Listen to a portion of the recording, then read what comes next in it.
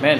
So kini nga gasa dili ni siya mao ang gasa nga gisgutan sa kapitulo 1 nga nadawat nato sa dihang nituo ta sa atong Ginoo. Well, kini nga gasa mga igsuon nga gikan sa usa ka espiritu alang ni sa pagbuhat sa pagpangalagad sa bagong tugon mga igsuon. Usa dili gamay butang nga gipadayagan hinato nga kita di ay mga magtotoo duna natay espirituhanong mga gasa. Amen. Nga maayo kaayo nga ialagad nato aron gyud nga mahimo tang panag-ingnan o mahimo tang kabahin nga makaparticipate sa pagtukod sa lawas mga igsuon. Then gingon dinhi mga igsuon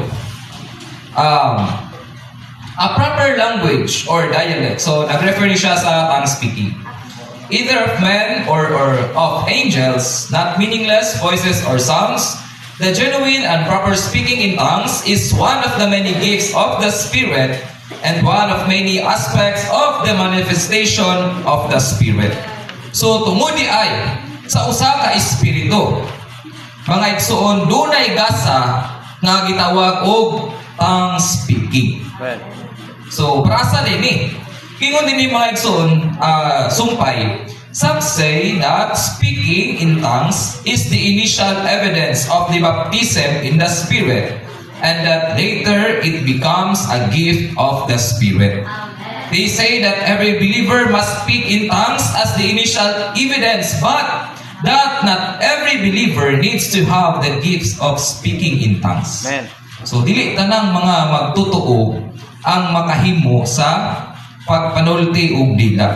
Nga naman, tungod kay sa chapter 12 sa Corinthians, gipakita ang managlahi nga mga gasa.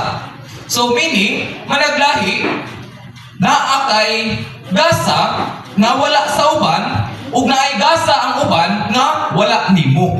So mga igsuon, nagpakita ni nga not every believer, dili tanang mga magtutuo maka speak in tongues. Naay maka-speak in tongues tungod kay mauna ang ilang gasa. Muna nga kung wala kay gasa anak, dili gyud ka makahimo. So mga igsuon, lamat sa Ginoo nga ang tongue speaking usa ni siya kagasa nga iya sa usa ka espiritu aron gyud mga igsuon nga tiyaman makahimong matukod ang lawas mga igsuon. Pero dinhi ipakita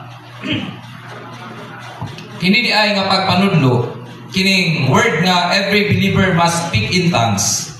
Dili dinhi siya maoy sukaranon sa bagong tugon.